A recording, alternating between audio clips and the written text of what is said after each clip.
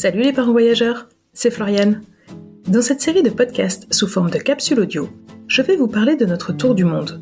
Un petit format qui me permet de chroniquer la préparation de notre grand voyage prévu à l'été 2024.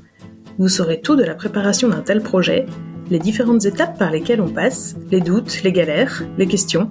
L'idée est de lever le voile sur les coulisses d'un tour du monde en famille et de partager notre expérience. Venez, je vous emmène. Hello. Déjà un mois s'est écoulé depuis la dernière capsule et je dois dire que je ne l'ai pas vu passer ce mois. Nous sommes à 44 jours du départ, mais en réalité nous quittons la maison dans 38 jours. Depuis le début, je compte les jours jusqu'au départ réel vers notre première destination, mais en fait ces 6 jours d'écart avec la date à laquelle nous partons réellement de chez nous prennent de plus en plus d'importance. Depuis un mois, nous avons enchaîné pas mal de rendez-vous festifs. Chez nous, comme pour toutes les familles, je pense, le mois de juin est toujours très chargé. Spectacles de fin d'année, fêtes de l'école, anniversaires, des moments conviviaux dans les associations. À cela, nous avons ajouté 2 mariages dans les Landes.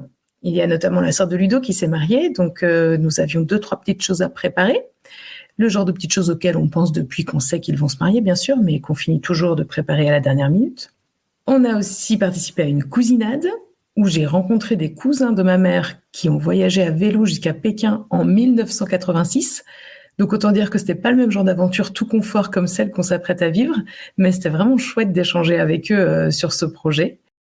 On a aussi fait 3 fêtes de départ et on a un dernier gros week-end de fête qui est en préparation. J'en suis en ce moment à faire l'inventaire des draps et des oreillers pour savoir tout ce que nos invités doivent apporter. Même si nous ne partons que fin août, nous avons décidé de faire nos fêtes de départ assez tôt dans l'été, avant que tout le monde parte en vacances. Et c'est franchement très chouette parce que tous nos invités ont répondu présent. Et donc on est vraiment super heureux de passer ces moments avec eux, de faire ces petites soirées. On n'a rien fait de trop sophistiqué, mais juste passer du bon temps avec nos amis. C'est assez cool. Et ces moments en famille et entre amis sont pour nous l'occasion de parler de notre projet, évidemment. Les questions fusent un peu chez tout le monde.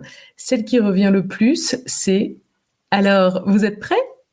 Et nous, on a toujours la même réponse « Pas du tout !» Bon, c'est assez drôle de voir les réactions des gens quand on répond ça. Entre ceux qui ont des sueurs froides de savoir qu'on n'a encore aucun logement de réservé et ceux qui, comme Ludo, pensent qu'on est super large. Bon, en vrai, il n'y en a pas beaucoup des comme ça.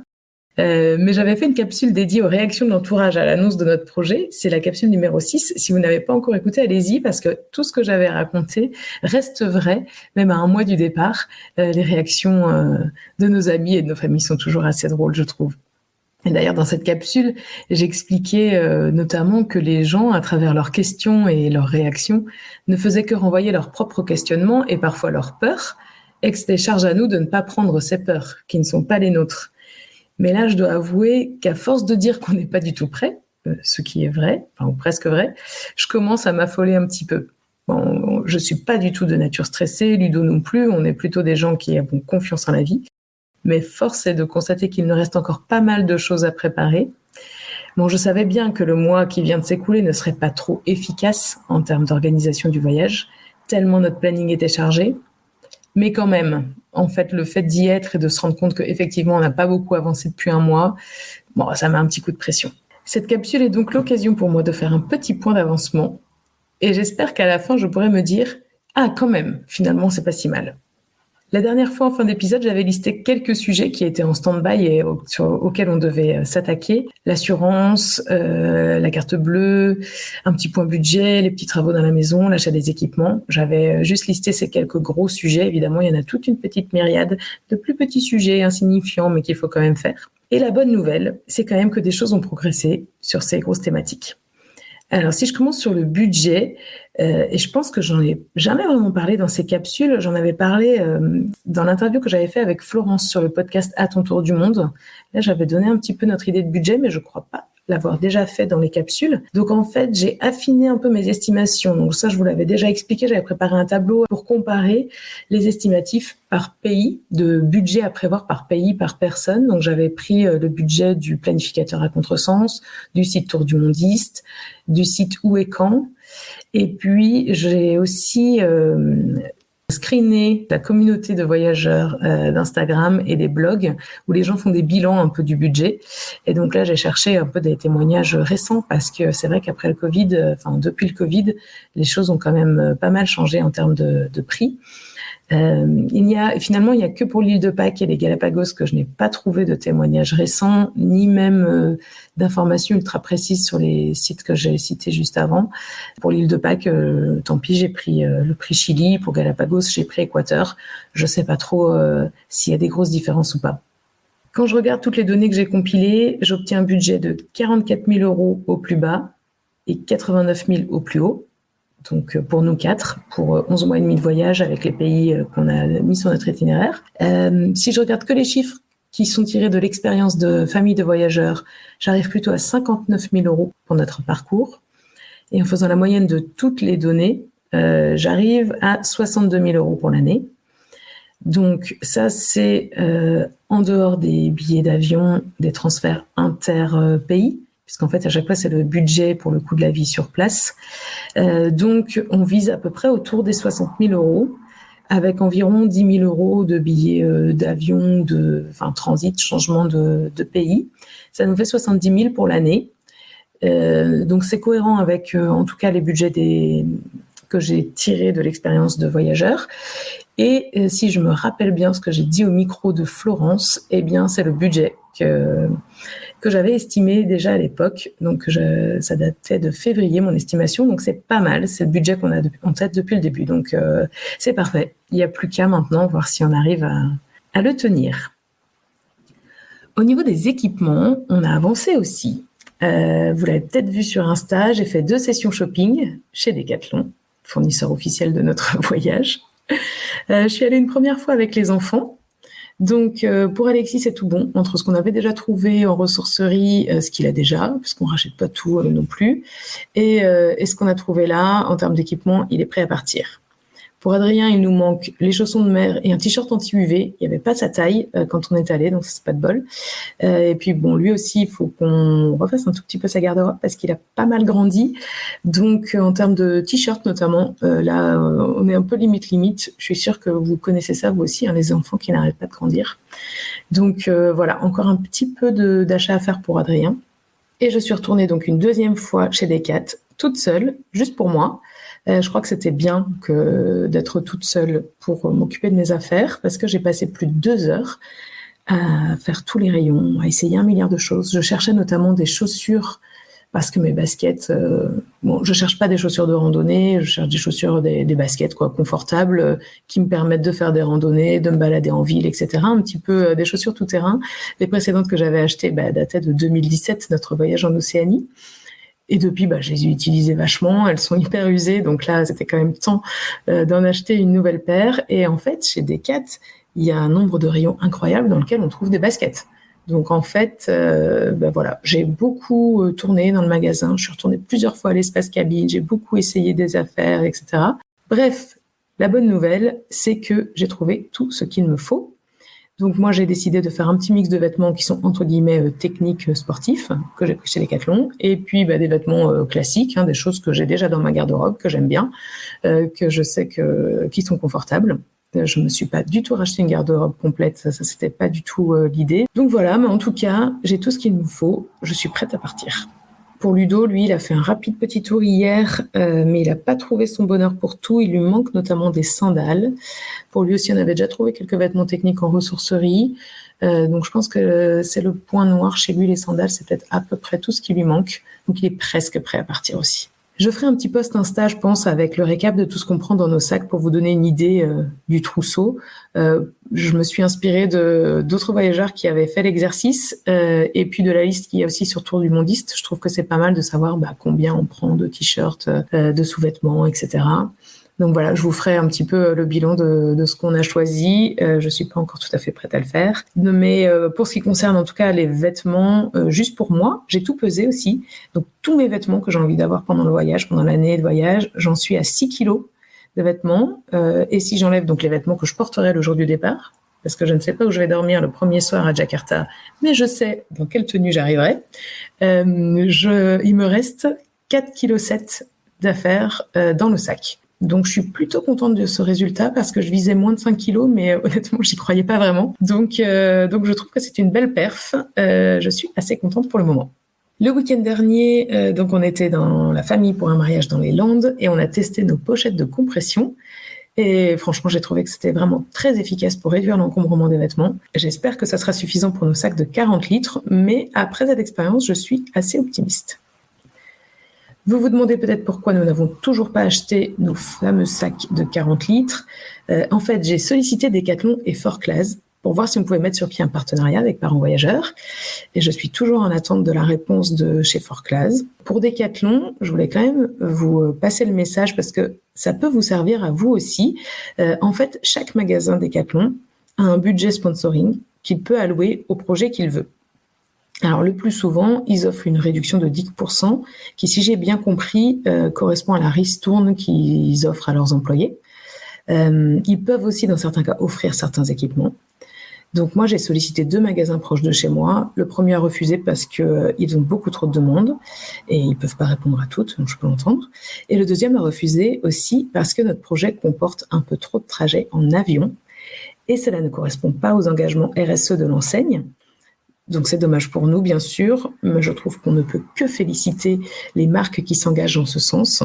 Donc voilà, en tout cas, n'hésitez pas à demander chez vous si vous partez à vélo, même en van, si vous avez un côté peut-être un peu plus sportif, aventure à mettre en avant. Et ben en fait, selon le magasin et votre projet, ça peut fonctionner. Ils peuvent vous accompagner, soit avec une petite ristourne, soit en vous offrant des équipements. J'ai envie de dire, ça coûte rien de demander. Donc voilà. Et si comme nous, ça ne marche pas, sachez que vous avez quand même 5% de réduction chez Decathlon grâce au bon plan de votre carte Boursobank. Alors, je crois que c'est assez peu connu, mais chez Boursobank, vous avez accès à de nombreuses offres de réduction et de cashback. Pour Decathlon, par exemple, on achète une carte cadeau 5% moins cher que sa valeur, et quand on passe à la caisse, on paye avec la carte cadeau. Sur la carte cadeau, on choisit le montant qu'on veut. Donc, en fait, moi, ce que je fais, c'est que je fais mes courses, je fais le tour dans le magasin, je remplis mon panier. Et quand j'arrive à la caisse, je vois le montant total. Et là, je prends une petite minute pour aller sur mon appli Boursobank, acheter la carte cadeau du montant exact. Je la paye 5% de moins. Et puis après, je paye avec la carte cadeau. Donc voilà, une petite astuce. 5%, c'est toujours mieux que rien. J'en profite pour faire un tout petit peu de pub. Si vous n'êtes pas encore client Boursobank, allez voir dans la section Bon Plan sur le blog de Parents Voyageurs. Vous trouverez notre code de parrainage. En fait, il y a parfois des offres boostées. Vous l'avez peut-être vu aussi sur Insta, je les relais. En temps normal, vous pouvez tout de même engranger jusqu'à 150 € à l'ouverture de votre premier compte Boursobank grâce à notre code parrain. Et l'avantage de cette banque, quand on voyage, c'est le fait qu'il n'y a pas de frais sur les paiements à l'étranger et 3 retraits gratuits par mois à l'étranger.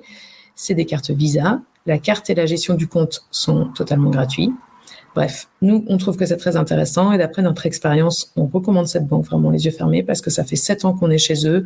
Les quelques fois où on a eu besoin de faire appel à eux, on a trouvé que le service client était réactif et compétent. On n'a pas eu de gros soucis non plus, mais à chaque fois, ça s'est bien passé. Donc, je recommande cette banque et donc n'hésitez pas à aller choper le code parrain parce que ça fait un petit coup de pouce à l'ouverture du premier compte. Du coup, en parlant de banque, transition parfaite, on avait un petit sujet pour trouver une Mastercard et donc il faudrait peut-être qu'on trouve une autre banque.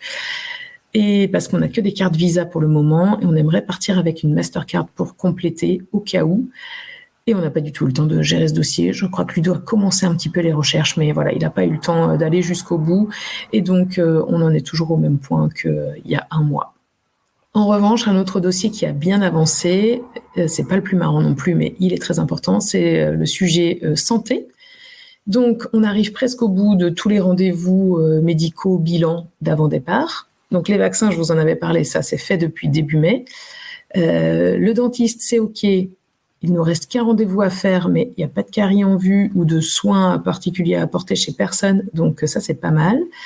On est allé chez le podologue pour Alexis parce qu'il porte des semelles et lui, c'est comme son petit frère, il n'arrête pas de grandir. Donc là, on a refait une nouvelle paire de semelles pour que ça aille au moins dans ses chaussures qu'il aura pour le départ parce qu'il allait changer de pointure. J'espère que ça tiendra au moins quelques mois parce que quand même, il en a besoin de ces semelles. Donc voilà. Moi, j'ai fait une mammographie avant le départ et tout était bon. L'ophtalmo, on est bien aussi pour nous trois. On est 3 porteurs de lunettes dans la famille. Et voilà, je crois que j'ai fait le tour. Il me reste un rendez-vous chez le généraliste en août pour finaliser notre trousse à pharmacie du voyage. Mais donc, c'est sur les rails, le rendez-vous est déjà pris. Toujours dans le volet santé, il nous restait aussi l'assurance voyage à trouver. Et on a enfin fait notre choix. On a lu quand même plusieurs contrats et conditions générales d'assurance pour comparer et choisir vraiment en toute connaissance de cause. Et finalement, on a opté pour Chapka Assurance. C'est pas très original puisque vraiment un très grand nombre de voyageurs au long cours choisissent Chapka. Mais c'était vraiment ce qui correspondait le mieux à notre voyage. Juste pour vous donner quelques éléments qui ont fait pencher la balance en faveur de Chapka dans notre cas, c'est les conditions de rapatriement et de poursuite du voyage surtout, s'il arrive quelque chose à un membre de notre famille. Donc si on a un membre de notre famille qui venait à décéder ou qui devait être hospitalisé, on va pouvoir rentrer, mais aussi se faire renvoyer en voyage en fait. Et pas juste, il y a plusieurs assurances où juste ils nous payaient le rapatriement en France, mais après rien pour la poursuite du voyage. Donc chez Chapka, on peut continuer le voyage ensuite. La possibilité de faire des téléconsultations avec un médecin francophone, on a trouvé que c'était quand même rassurant. La prise en charge des frais d'optique, comme je vous disais, on est 3 sur 4 à avoir des lunettes, donc ça pourra peut-être nous être utile. Et de manière générale, les niveaux d'indemnisation sont plutôt élevés quand on compare avec les autres. Et puis, le fait aussi que Chapka soit choisi par une très grande majorité de voyageurs, on le voit ça notamment dans l'enquête de Tour du Mondiste, ça nous met en confiance en fait. S'il y a autant de gens qui la choisissent, voilà. C'est aussi pour des bonnes raisons, ce ne sont pas des novices dans le sujet, que ça met en confiance. Alors en toute transparence, je voulais aussi vous dire que j'ai contacté Chapka pour mettre en place un partenariat avec Parents Voyageurs et nous avons mis en place un partenariat d'affiliation. Donc vous verrez donc sur les réseaux et sur le blog des liens affiliés. Qu'est-ce que c'est ? Si vous aussi vous désirez vous faire assurer chez Chapka, vous cliquez sur notre lien. Pour vous, ça ne change rien, mais pour nous, si, puisqu'on toucherait une petite commission si vous concluez le contrat. Et c'est aussi grâce à ce genre de partenariat qu'on peut continuer à vous proposer du contenu gratuit et de qualité sur Parents Voyageurs. Donc il ne faut pas hésiter à cliquer sur nos liens. Bien sûr, je vous ferai un retour d'expérience sincère et transparent pendant le voyage si nous avons besoin d'utiliser leurs services. Point de vue itinéraire et réservation, nous avons réservé notre van en Australie. Alors, nous l'avons pris chez Elodie, que vous connaissez, puisque nous l'avons interviewée plusieurs fois dans le podcast. Sur les réseaux, Elodie est connue sous le nom de Frosty Van Life. Et il se trouve que depuis quelques mois, elle est agent de voyage, notamment pour l'Australie et la Nouvelle-Zélande. Le nom de son agence, c'est Travel for Good. Je vous mettrai les liens dans les notes de l'épisode. Elodie nous a trouvé une super offre de van pour janvier-février l'année prochaine. Et en plus, elle va nous préparer un petit travel book avec des adresses où passer la nuit, des activités à faire dans la zone qu'on veut explorer. Elle connaît très bien la région où on va aller, donc j'ai hâte de découvrir tout ça. En tout cas, n'hésitez pas à la contacter de ma part pour l'Australie et la Nouvelle-Zélande. Elle est de très bons conseils et je peux dire qu'elle est très patiente et à l'écoute de ses clients, même avec les clients un peu pénibles comme nous qui mettons diplôme à se décider et à changer d'avis, etc. Donc n'hésitez pas, je vous recommande Elodie, les yeux fermés, elle pourra vous aiguiller, vous conseiller, et selon les dates, selon vos projets, votre itinéraire, etc. Voilà, elle a accès à des chouettes offres de véhicules. Bref, malgré notre vie sociale très riche des dernières semaines, je me rends compte qu'on a réussi à avancer sur pas mal de sujets. Donc, comme je disais au début, finalement, je peux dire, ouais, on a quand même fait 2-3 trucs. Bon, bien sûr, je réalise aussi le nombre de cartons qu'il me reste à faire. Ça, je crois que c'est la plus grosse partie. Mais il y a aussi plein de petites choses qui nous restent à gérer avant le départ. La liste est assez longue, mais nous l'avons bien en tête. Et donc, ça devrait bien se passer. Je suis assez confiante. Pour la prochaine capsule, nous serons sur le point de partir, ou alors tout juste arrivé en Indonésie, je ne sais pas trop encore. D'ici là, je vous souhaite un très bel été. Et pour ne rien rater de nos dernières semaines de préparatifs, rendez-vous sur Instagram, sur le compte Nous 4 et le Monde, et puis sur le blog et sur l'Instagram de Parents Voyageurs. Je vais aussi écrire, je pense, quand même des articles un peu pratiques sur la préparation du Tour du Monde, parce que je me rends compte que je dis beaucoup de choses dans les capsules, mais bon, c'est pas facile forcément de s'y retrouver sur un sujet précis, etc. Les capsules, c'est chouette, c'est vivant, mais peut-être c'est bien aussi d'avoir un petit support à relire à tête reposée ou à enregistrer sur vos comptes Insta, etc. Donc, je vais préparer ça, c'est dans ma to-do list, parce que je ne suis pas encore en vacances, bien sûr. Je vous souhaite un très bel été et je vous remercie de votre écoute. Allez, à bientôt, ciao. Retrouvez nos interviews de parents voyageurs un mercredi sur 2. On y parle tour du monde, bien sûr, mais aussi expatriation, vie nomade et slow tourisme, entre autres. Pour ne manquer aucun épisode, abonnez-vous au podcast Parents Voyageurs sur votre plateforme d'écoute préférée. Retrouvez-nous sur le blog parents-voyageurs.fr et sur les réseaux sociaux. Pour suivre notre tour du monde, je vous retrouve sur Instagram, sur le compte Nous 4 et le Monde, en toutes lettres et avec un point entre chaque mot. À bientôt!